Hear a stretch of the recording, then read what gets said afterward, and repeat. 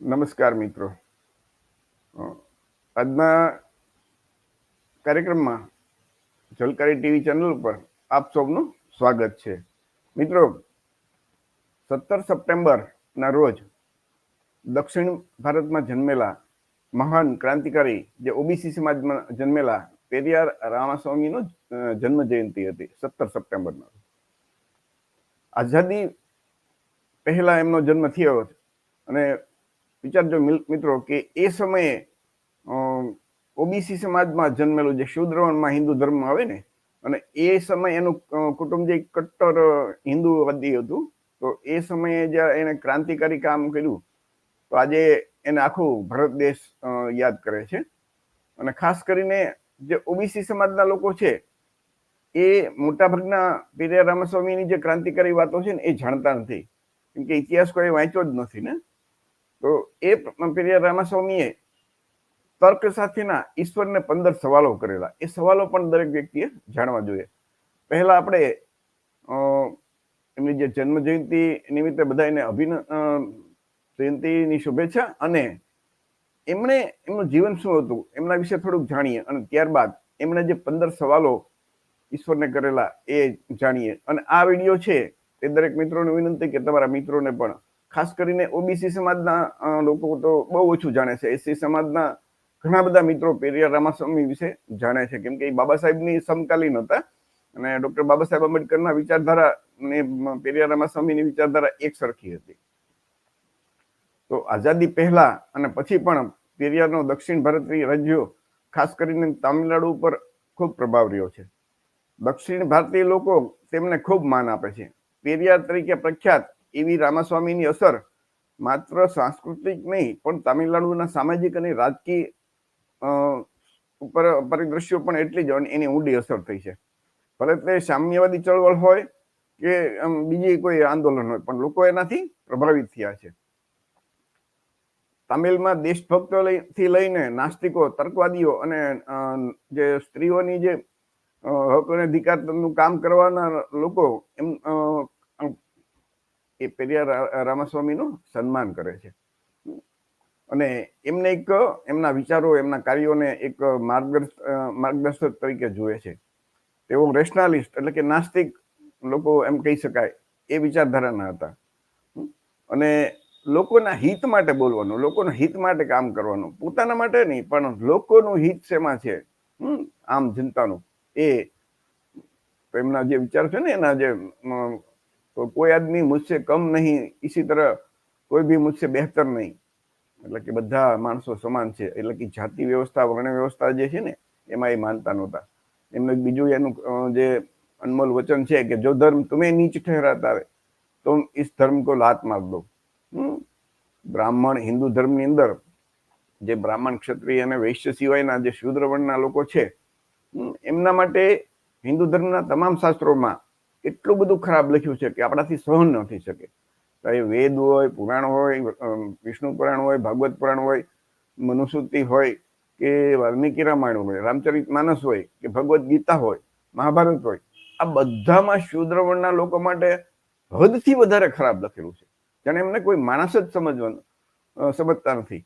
તો આટલું ખરાબ જે ધર્મમાં જેમના વિશે શૂદ્ર વર્ણના લોકો વિશે લખાયેલું, શૂદ્ર વર્ણના લોકો એટલે આજના 99% જે ઓબીસી, એસસી, એસટી અને ખાસ કરીને ગુજરાતમાં જે કોળી સમાજ મોટો છે એ કોળી સમાજની વસ્તી એ શૂદ્ર વર્ણમાં આવે. તો એના માટે આટલું બધું ખરાબ લખેલું છે. એટલે પેરિયાર સામે એવું બોલતા કે ભાઈ જે ધર્મમાં તમને ઠુકરાવે છે, તમારા માટે આટલું ખરાબ લખ્યું છે, તમને નીચ નાલાયક અધમ જાતિના ગણે છે, તો એવા ધર્મને તમે એમ કે ઠોકર મારી દો. બીજું એમનો જે વાક્ય હતું કે जैसे कोई बच्चा पहली बार चलने के प्रयास में गिर जाता है किंतु फिर બીજી વખત એ ઊભા થવાનો પ્રયાસ કરે છે, પહેલી વખત ચાલવાનો પ્રયાસ કરે પડી જાય, એમ દરેક વ્યક્તિએ તર્ક બુદ્ધિથી વિચારવાનું, એમાં સંકોચ નહીં કરવાનો કે ભાઈ ઈશ્વરનો ડર નહીં રાખવાનો, પણ દરેક જગ્યાએ તર્ક શક્તિ લગાડો. બીજું એમને એનું વાક્ય છે કે ઈશ્વર અગર હોતા તો એટલે એમ કે ઈશ્વર જો ભગવાન હોય તો પછી ઈશ્વરને સામે જે પ્રશ્ન ચિહ્ન ઉઠાવે, સવાલ ઉભા કરે એવા લોકોની જન્મ જ ન આપે ને. ઈરોડ વેંકર નાયકર રામાસ્વામી નો જન્મ 17 સપ્ટેમ્બર 1879 અને એમનું મૃત્યુ 24 ડિસેમ્બર 1973 ના રોજ થયેલું. પેરિયાર તરીકે વધુ જાણીતા 20મી સદીના તામિલનાડુના મહત્વ અને લોકપ્રિય રાજકારણી હતા.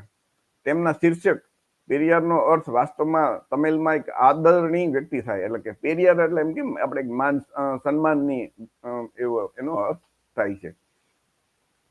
બીજું એમનું જે હિન્દીમાં વાક્ય છે કે દેશ કી બर्बादी का हर व्यक्ति जिम्मेदार है, जिसे लगता है कि शिक्षा, चिकित्सा, रोजगार से ज्यादा महत्वपूर्ण धार्मिक मुद्दे है. એટલે એમ કે ભાઈ શિક્ષણ, આરોગ્ય અને રોજગાર કરતા જે લોકો ધર્મને વધારે મહત્વ આપતા હોય એ લોકો હંમેશા બરબાદ થવાના છે અને એ બરબાદી માટે એ જ જવાબદાર છે.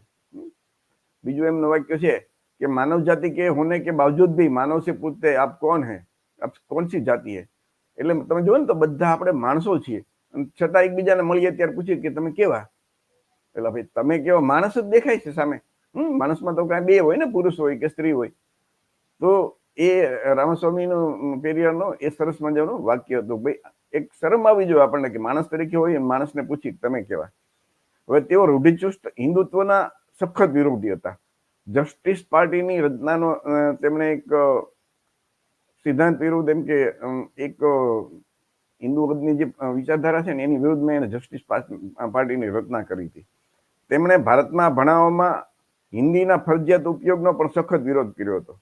ઉત્તર ભારતીય હિન્દી ભાષા વિસ્તારોમાં તેમની લોકપ્રિયતા ઓછી હોવા છતાં આજે ધીમે ધીમે વધી રહી છે. શરૂઆતમાં ઉત્તર ભારત જે હિન્દી ભાષી ભારત છે ને એમાં પેરિયારના લોકો જાણતા નહીં, પણ ત્યાં જે ઉત્તર ભારતના પેરિયાર એવા લલયસિંહ યાદવ, જે એમણે પેરિયાર રામાસ્વામીની પુસ્તકોનું હિન્દીમાં અનુવાદ કર્યો અને એમની જ વાત એમણે જે યાદવ સમાજમાં જન્મેલા લલયસિંહ યાદવ, તો એ એમણે પેરિયારને ત્યાં ઉત્તર ભારતમાં પહોંચાડ્યા.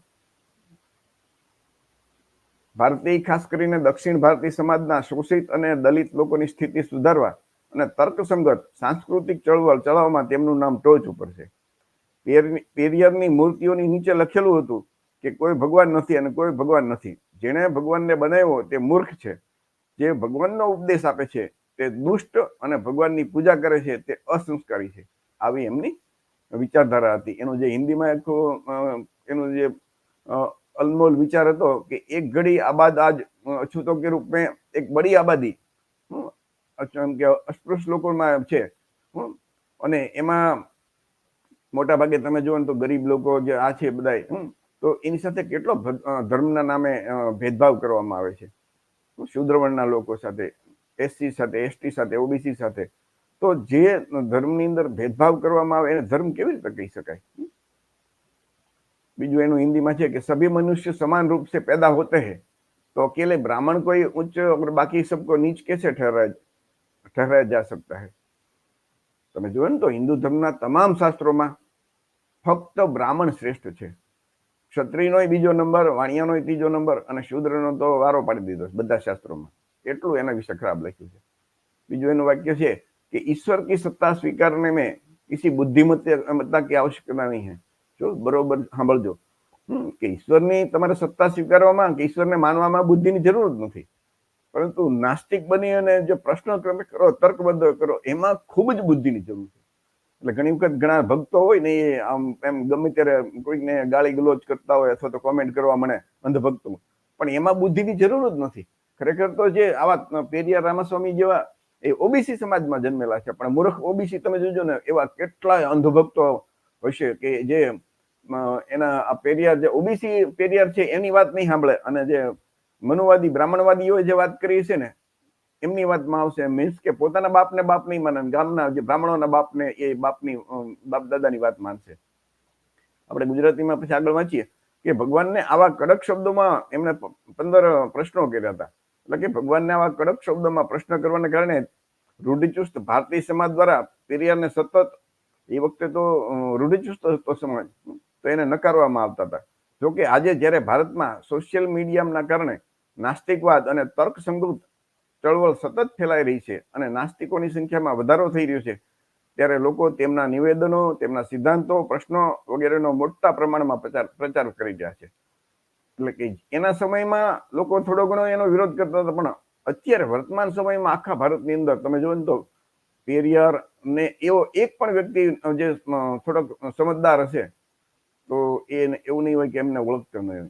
એમની વિચારધારા છે એ હું તો કહું દરેક એસસી એસટી ઓબીસી ના લોકોએ, કોળી સમાજના લોકોએ એ વાંચવી જોઈએ, જાણવી જોઈએ. એ તો પોતે ઓબીસી હતા અને ઓબીસી સમાજમાંથી આવેલા છે તો એમને તો દરેક ઓબીસી એ જાણવું જોઈએ. મહાન તર્કવાદી, નાસ્તિક અને સમાજ સુધારક પેરિયાર દ્વારા ભગવાનને કયા પ્રશ્નો પૂછવામાં આવ્યા હતા ને એ આપણે પછી આપણે જાણીએ. હવે ઈશ્વરના આ જે 15 સવાલ કર્યા ને એ આપણે જાણીએ. દરેક મિત્રો ધ્યાનથી સાંભળજો અને આ 15 સવાલ છે એ તમારા મિત્રોને પણ કહેજો કે જુએ અને સાંભળે.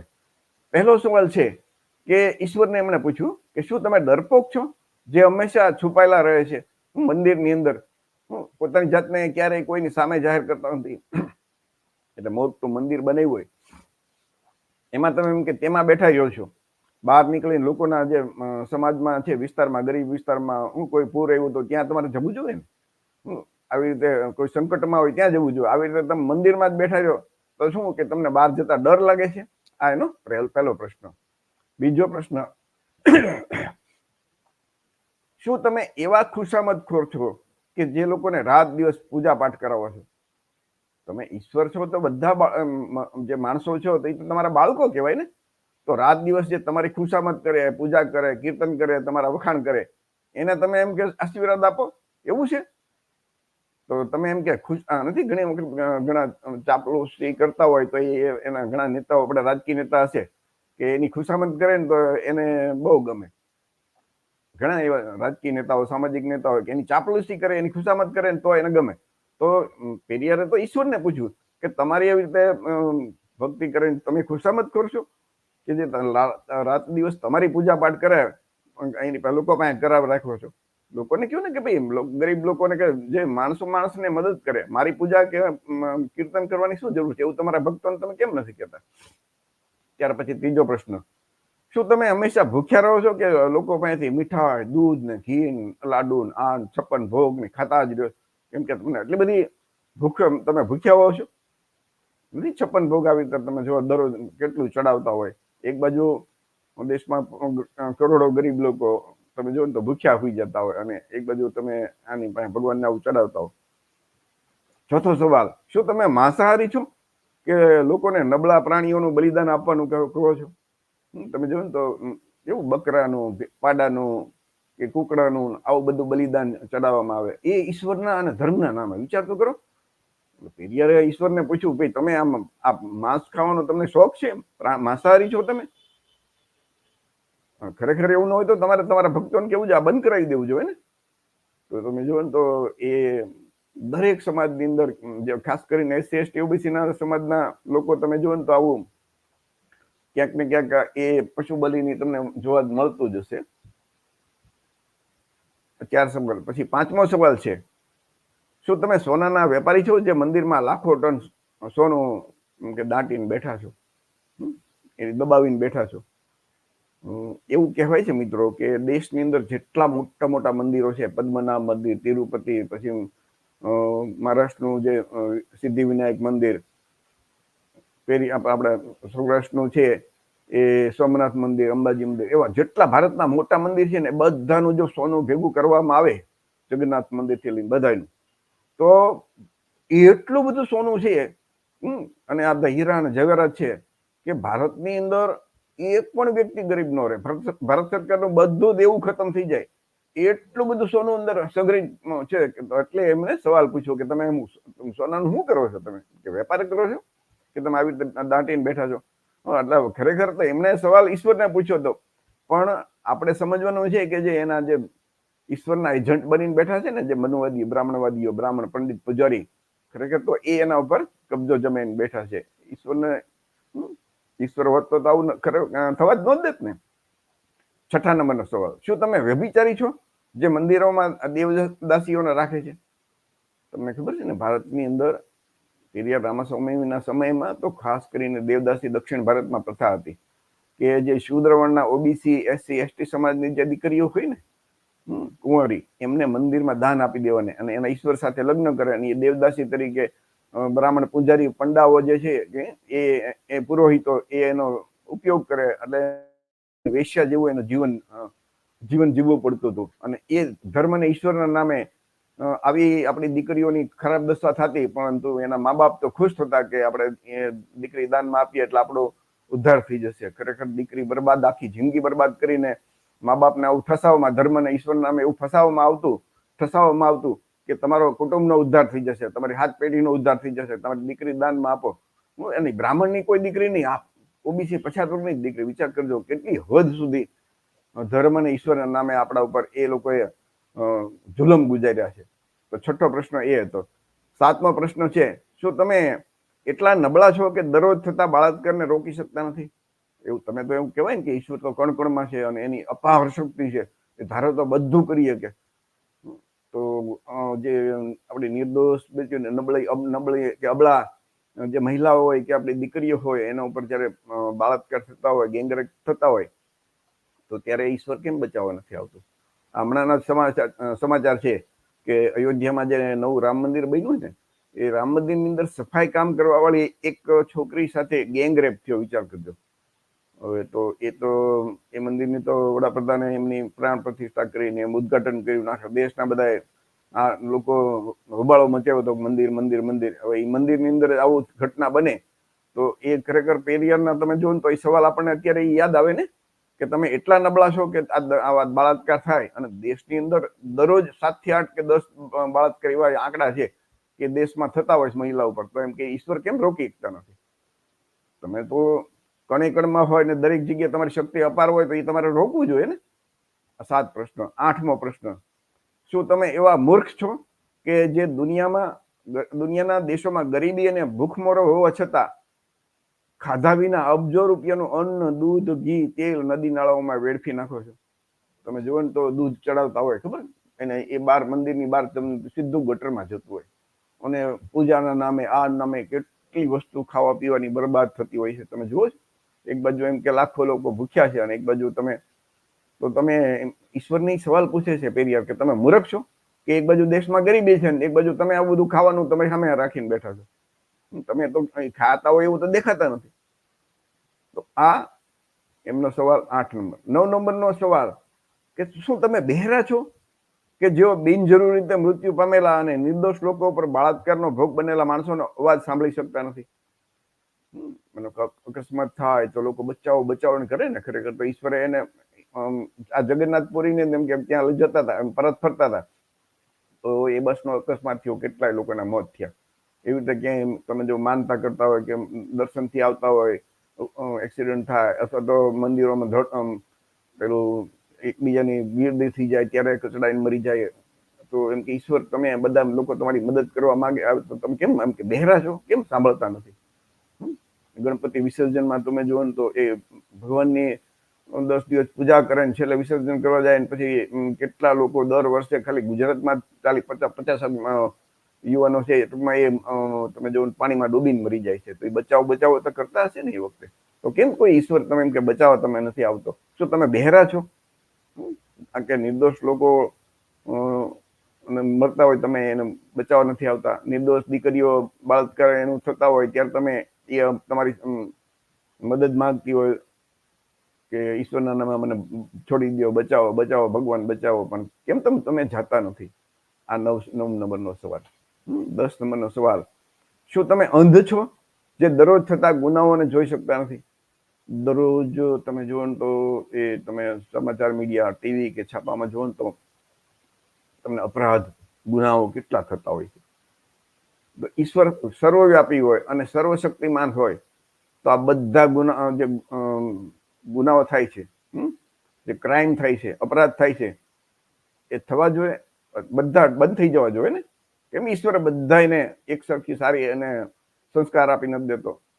આતંકવાદી કે આવું ખરાબ કામ કરે તો એ જ વખતે એને નિંદ્યા મારી નથી નાખતા? તો એ સવાલ પૂછે છે. 11 નંબરનો સવાલ, શું તમે એવા આતંકવાદીઓ સાથે સંકળાયેલો છો જેઓ ધર્મના નામે દરરોજ લાખો લોકોની હત્યા કરે છે? તમે જોયું ને તો નથી કહેવાતું મુસ્લિમ આતંકવાદ, તો પછી હિન્દુ આતંકવાદ, આવી રીતે તો એ ધર્મના ઠેકેદારો છે એ આતંકવાદી બની અને લોકોની હત્યા કરતા હોય છે. ખરેખર જો એમ કે જો ઈશ્વર હોય તો એ ઠેકેદારોને ઈશ્વરે રોકવા જોઈએ ને. એ લાખો એમ કે આવી રીતે તમે જોયું તો અત્યાર સુધીમાં સૌથી વધારે માણસો મહિના હોય ને ઇતિહાસ એમ કહે છે તો એ ધર્મના નામે લોકો મરતા હોય છે, એકબીજાને કાપતા હોય છે. એને ધર્મ કેવી રીતે કહી શકાય? તો એ સવાલ એના માટે છે કે તમે શું આ આતંકવાદીઓની સાથે તમે જોડાયેલા છો, જે લોકોની હત્યા કરે છે, લોકોને બરબાદ કરે છે, હેરાન કરે છે, અત્યાચાર કરે છે, અન્યાય કરે છે લોકો ઉપર? 11 નંબરનો એ સવાલ હતો. 12 નંબરનો, શું તમે એવા આતંકવાદી છો જે ઈચ્છે છે કે લોકો તમારાથી ડરે? મોટા ભાગના તમે જુઓ ને તો ધર્મ ભીરું હોય, એટલે ધર્મથી ઈશ્વરના નામે ડરતા હોય, એની સામે તર્ક બુદ્ધિથી બોલતા ડર લાગે. માતાજી કે ભગવાનના નામે એટલા ડરતા હોય કે તમે જુઓ તો એ ડરનો ઉપયોગ કરીને તમે જુઓ તો ઘણી વખત તો ભૂવા ભરાડી કે આ બધા જે બધા ધર્મના નામે ધંધો કરતા હોય એ લોકોને છેતરતા હોય કે આવું નહીં કરે તો આમ થશે તારું, ઈશ્વર તારું એટલું બગાડી નાખશે. એટલે લોકો પાસેથી એવી રીતે રૂપિયા પડાવતા હોય, છેતરતા હોય, હેરાન કરતા હોય છે. તો કેરિયરનો સવાલ છે તમે કેમ કે તમે એવા આતંકવાદની જેમ ડોન જેવા છો કે તમારા લોકો તમારાથી ડરે? શા માટે લોકો તમારાથી ડરવું જોઈએ? લોકો તમે એમ તમારા જે આ માણસો છે, તમારા સંતાનો છે, એને એવી બુદ્ધિ આપો કે લોકો તમને સવાલ કરે, તર્ક બુદ્ધિથી સવાલ કરતા થઈ જાય. શા માટે તમારો ઈશ્વરનો કોઈને ડર લાગવો જોઈએ? પછી 13 નંબરનો સવાલ છે, શું તમે મૂંગા છો જે એક શબ્દ પણ બોલી શકતા નથી પણ લાખો લોકો તમને લાખો પ્રશ્નો પૂછે છે? તમે જુઓ ને તો લોકો સતત મંદિરમાં જઈ અને સવાલ કરે, આસ્થા કરે, વિનંતી કરે, કાકૃતિ કરે, તો એનો જવાબ તો કોઈને મળતો નથી. તો એમ કે તમે મૂંગા છો? ખરેખર હોવો તો એને તમારે બહાર આવીને એમ કઈક એનો જવાબ આપવો જોઈએ ને તમારા ભક્તોને. પણ તમે તો ક્યારેય ઇતિહાસમાં એવી ઘટના જ નથી બની કે તમે આવીને લોકોને કંઈક સાથે એની સાથે સંવાદ કર્યો હોય, બોલ્યા હોય. તો આ ગરીબ લોકો છે એ તો તમને કે પૈસાદાર બધા તમે જો તો મંદિરમાં જઈને ભગવાનની પાસે કામ યાચના કરતા હોય, માંગતા હોય કે કંઈક સવાલ તો કરતા જ હોય છે. શાદી નો થતી હોય એમ કે મારી શાદી ક્યારે થશે, સારી ક્યારે એમ કે પાસ થઈ જાય તો અધિકારી ક્યારે થશે, નોકરી ક્યારે મળશે. ટૂંકમાં દરેક વ્યક્તિના દરેક જુદા જુદા પ્રશ્નો હોય. કેમ કે તમે કેમ કોઈ દિવસ કોઈને જવાબ નથી આપતા? મૂંગા છો તમે? 14 નંબરનો પ્રશ્ન, શું તમે ભ્રષ્ટ છો કે જેઓ ગરીબોને ક્યારેય કઈ આપતા નથી અને જયારે ગરીબો તમારા ઉપર કેમ કે પરસ્યો પાડીને કામ કરીને જે કમાણી હોય એની તમારામાં તમને ચડાવે, પણ એને બદલામાં તમે ગરીબોને શું આપો છો?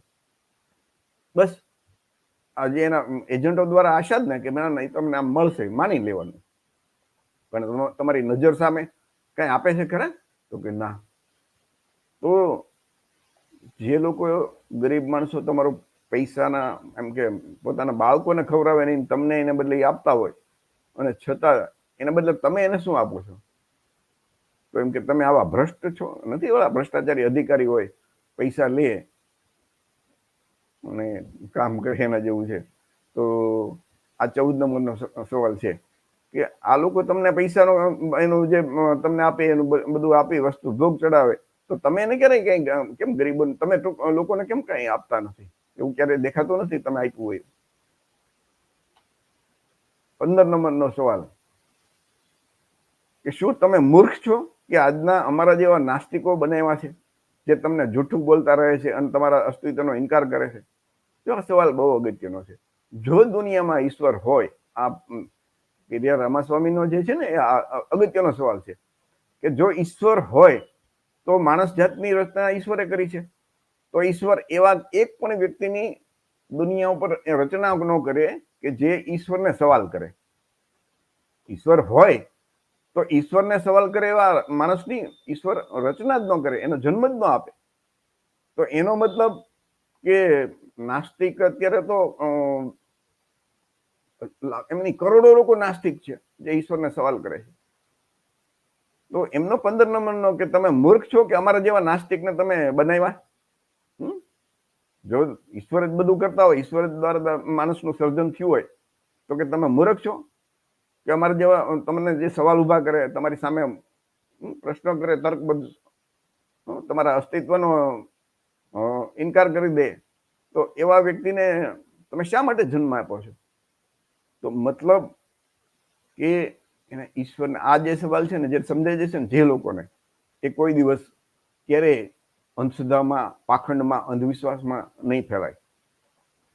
કે જો ખરેખર ઘણી વખત તો ઈશ્વરની બાબતે કોઈ બોલે ને, તો જેને એના અંધભક્તો હોય ને, ઈશ્વરનો ઉપરાણું લઈ અને એ લડાઈ ઝઘડો કરવા દોડતા હોય છે.